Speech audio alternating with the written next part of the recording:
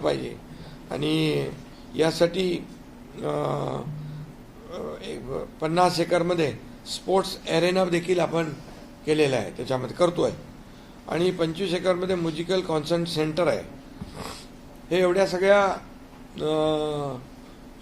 हे प्रकल्प जे आहेत हे आपण ठाण्यामध्ये करतोय आणि त्यामुळे ठाणेकरांचं देखील जे काही जीवनमान आहे आणि ठाण्याचा जो डेव्हलपमेंटचा जो काही स्पीड आहे तो आणखी याच्यामुळे वाढणार आहे आणि लोकांना इंटरनॅशनल लेवलच्या सोयीसुविधा मिळणार आहेत.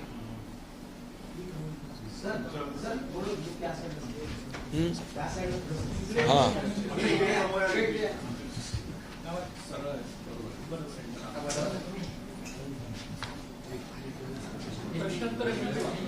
महालक्ष्मी एक्सपर्टचं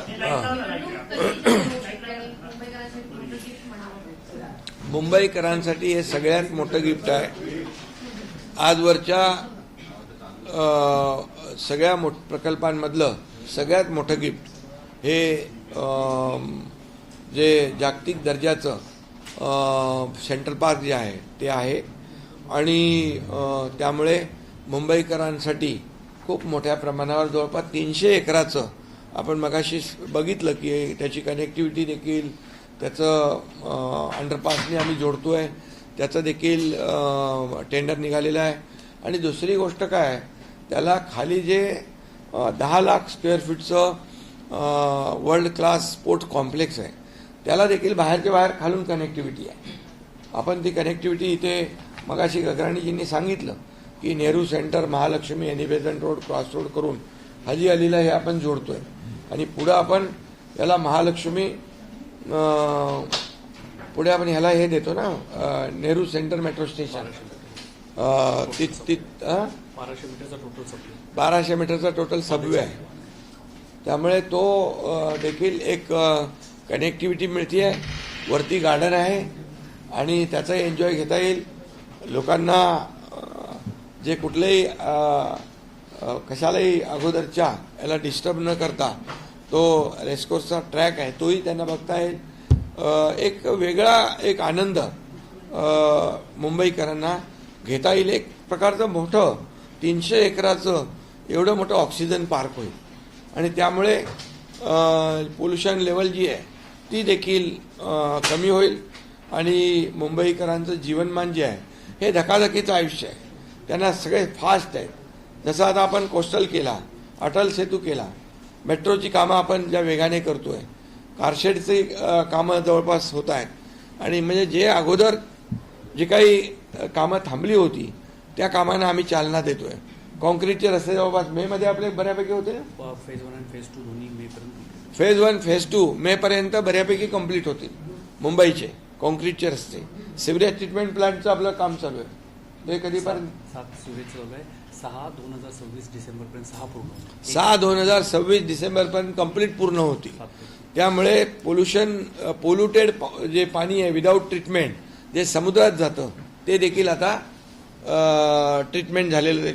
पण सगळ्यात महत्त्वाचं म्हणजे मी मुंबई महापालिकेला, आयुक्तांना आणि हाफिज कॉन्ट्रॅक्टर यांना धन्यवाद देतो की अतिशय जागतिक दर्जाचं हे महालक्ष्मी रेसकोर्सच्या इथलं सेंट्रल पार्कचं या ठिकाणी संकल्पचित्र आणि डिझाईन तयार केलेलं आहे आणि याचा फायदा संपूर्ण मुंबईकरांना होईल आणि मुंबईकरांच्या इतक्या सगळ्या प्रकल्पामध्ये काहीतरी विरंगुळा म्हणून लोकांना एन्जॉय करता आलं पाहिजे याचा देखील आम्ही विचार केलेला आहे.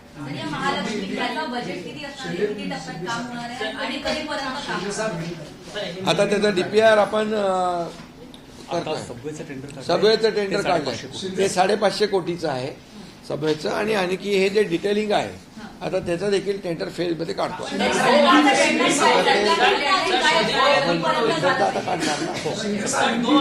टेंडर प्रक्रिया बाकीची जी आहे ती टेंडर प्रक्रिया आता सुरू होईल.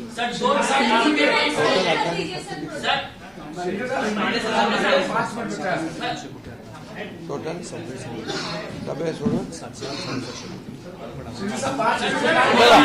एक मिनिट, सबवे जे आहे 550 कोटी सोडून 700 ते 750 कोटी हे सगळ्या गार्डनसाठी आणि ॲक्टिव्हिटीजसाठी.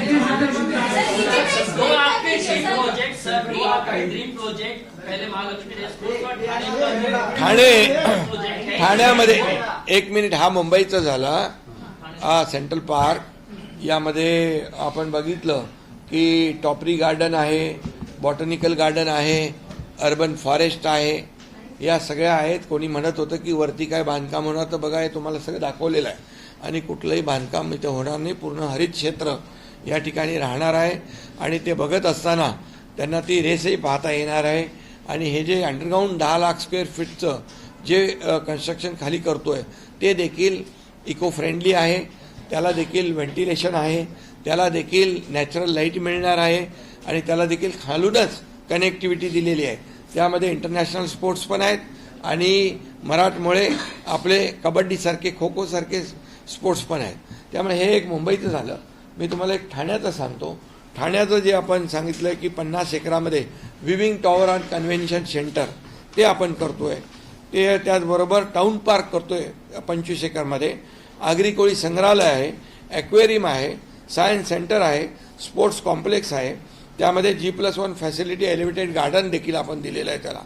त्याचबरोबर इंटरनॅशनल दर्जाचं स्नो पार्क आहे, अम्युजमेंट पार्क आहे, ॲडव्हेंचर पार्क आहे 25 एकरमध्ये.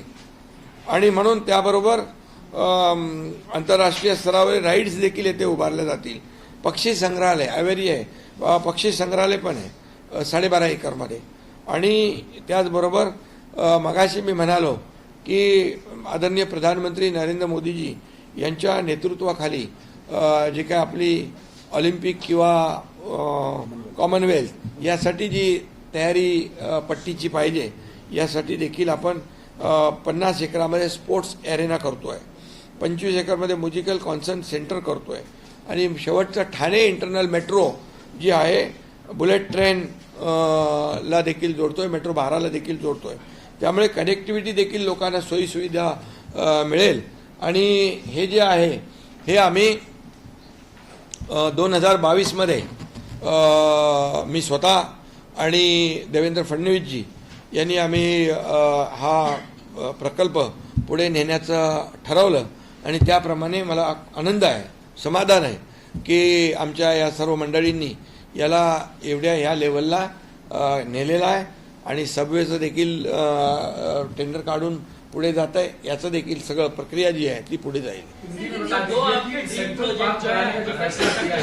सेंट्रल पार्क जो बनाने का फैसला किया है, किस तरीके से होगा और क्या मुंबई को कितना फायदा? देखिए, ये रेसकोर्स के यहाँ पर सेंट्रल पार्क जो है 125 एकड़ जमीन जो रेसकोर्स की थी, वो जब मैं मुख्यमंत्री था तब देवेंद्र जी और हमने तय कर लिया कि इसे हम लोगों के लिए कुछ ना कुछ करें विदाउट डिस्टर्बेंस. जो रेसकोर्स है तो ये इतना बड़ा सेंट्रल पार्क होगा कि उसमें टॉपरी गार्डन 77 एकड़ में है, उसमें बॉटनिकल गार्डन 31 एकड़ में है, उसमें अर्बन फॉरेस्ट वो भी 12 एकड़ में है.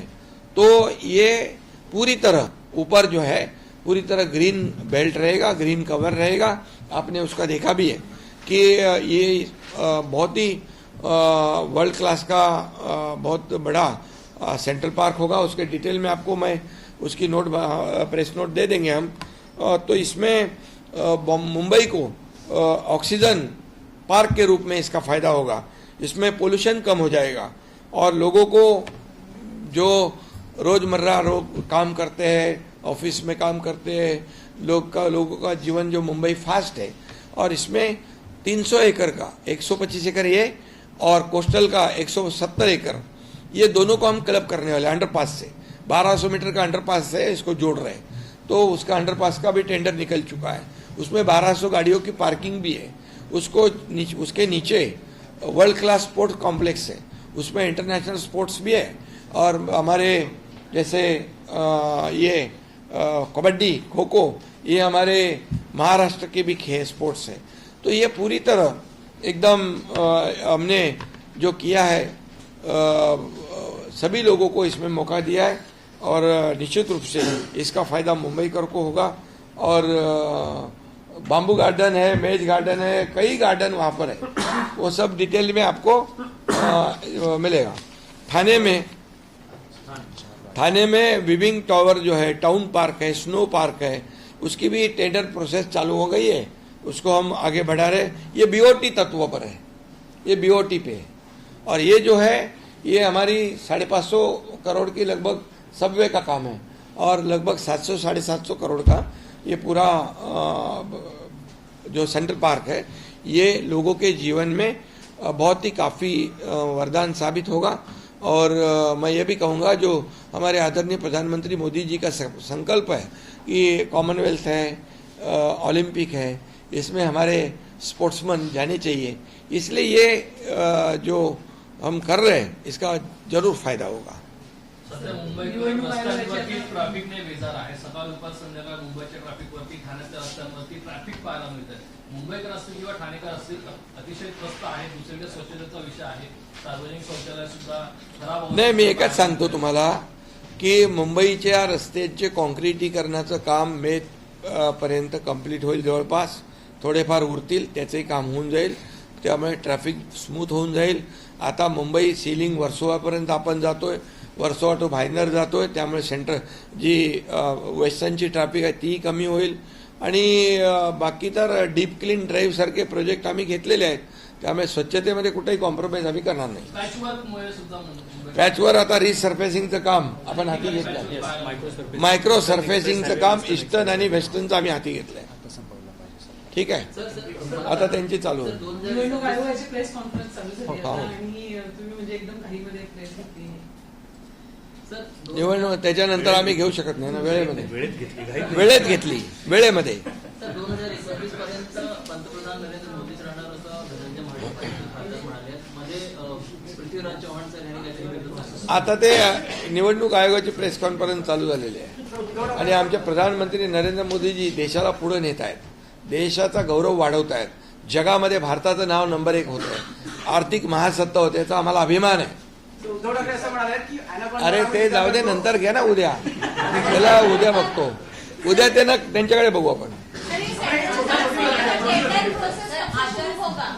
अभी सबवे का शुरू हो गया है, अभी इसका भी स्टेप बाय स्टेप हो जाएगा। कधी लागू होऊ शकते आचारसंहिता आता निवडणूक आयोग सांगेल ना। सर, एक तरफ आपकी दूसरी तरफ विपक्ष कह रहा है कि केवल सरकार और न्याय करती है। आदित्य ठाकरे ने आज प्रेस कॉन्फ्रेंस में हमने 2.5 साल में मैं मुख्यमंत्री एज अ मुख्यमंत्री जो निर्णय लिए मैंने काम किया, इम्प्लीमेंट किया, और अभी देवेंद्र जी मुख्यमंत्री है, हम जो जो बोल रहे हैं वो सब कर रहे हैं, इसलिए तो लैंडस्लाइड मैंडेट मिला ना, इसीलिए उनके पैरों तले जमीन खिसक चुकी है। उन्होंने अपनी हार को स्वीकार किया है, मन बना लिया है, इसलिए वो कारण ढूंढ रहे हैं। महायुती म्हणून लढणार, महायुतीचा महापौर होणार। धन्यवाद, थँक्यू। आता तुम्ही ते